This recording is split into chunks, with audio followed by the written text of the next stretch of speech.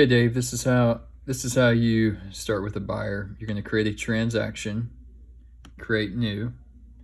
We don't have a property address yet typically because unless they already found the house. So this is going to be set up just like any other transaction.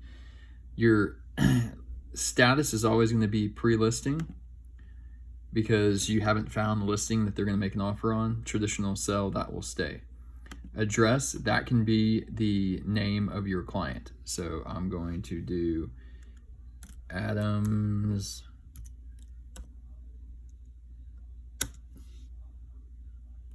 Buy.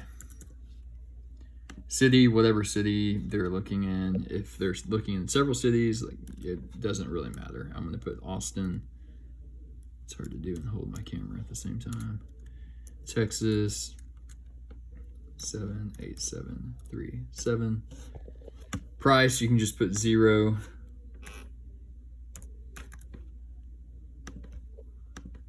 Anything that's not red, you don't have to put, but you do have to go to these additional fields. Was it a referral? No. Referral type, NA. Referring office, NA. Lead source, I'm going to put it was Sphere. Nothing else red, so you don't have to put anything in there, and hit next. Commission, you're going to put, well, 3%, hopefully you get 3%. And then buy side is going to be Magnolia. Save, and then put 3% here for the buy side. And then you're going to hit next. Okay, it's going to ask you who the buyer is. I'm just going to make this easy. I'm going to put me as the buyer. And then I'm the buyer's agent. I'm also the transaction coordinator. So if you don't have a transaction coordinator, that will be you. Office administrator will be me. So when you complete it, that'll be me. And then manager will also be me. If you've got more than one buyer, you just hit add contact, buyer, seller, whatever they are, and put them in. Hit create. Now, what we need to do is we need to assign a checklist. So you're going to come over here, checklist. You're going to put add, and then you're going to hit this drop down, add checklist. And this is going to be new buyer showing pre-contract. Okay, new buyer showing pre-contract, hit add. This is going to bring up your checklist. Okay. The only thing you need to worry about right now when sending the buyer rep docs is this first task. You're going to hit use forms, and it's going to pop up the forms and documents. Go through here. If you know that they're not looking at anything that was built prior to 78, X out the lead-based paint. Okay. For your protection of the home inspection, mold remediation, you can send that or not. If you don't want to send it, just X it out. Wire fraud warning, yes. Information about flood service hazard area, you could delete that one. Magnolia disclaimer and waiver, information about property insurance, general information of the buyer seller, residential buyer tenant rep agreement, information about broker services, Magnolia notice of oak wilt. If they're in a small neighborhood, you may not need the oak wilt. If you want to arrange these a certain way, like I like to have the buyer rep agreement first, all you do is just select it and move it up. You can arrange it however you want. Then you're going to hit next. Okay, these are going to be your signers and parties. Okay, so the agent, that would be you, but in my instance it's going to be me.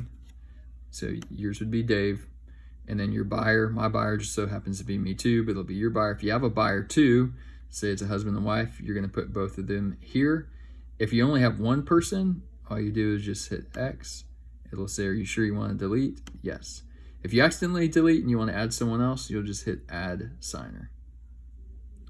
Don't worry about anything down here on other parties. You'll hit next. This is where you're going to prepare your docs. A lot of the stuff will pull in, some won't. So just go through here, prepare your docs just like you would. It already has the signed spots.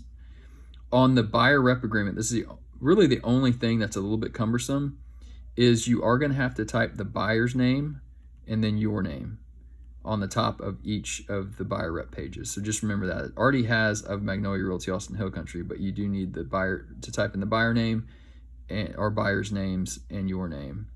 You do that at the top of each of the pages on the buyer rep. Everything else is pretty much mapped and pulls in, but the specific things like addenda, you want to make sure that the addenda that are marked here are the addenda you're sending. It already has the signature spots, initial spots, all that. So you just go through there. When you're done, if you're ready to send for signatures, you hit this drop down over here and you hit send for e-sign. If you don't want to send it yet, you can save and close. If you want to load it and email it to them as an attachment first to go through, you can do that too, or you can print it. But if you hit send for e-sign, it'll come up with a little thing. You can type something here if you want, and then hit sign and send. Since you'll have, the buyer's agent will have things to sign on the buyer rep agreement and the other agreements, it'll pull it up first for you to sign. You'll hit start, next, and then you'll just go through here and sign, next, sign, next. Once all parties sign, then it will email you attached copy of the finalized document. All right, thanks, bye.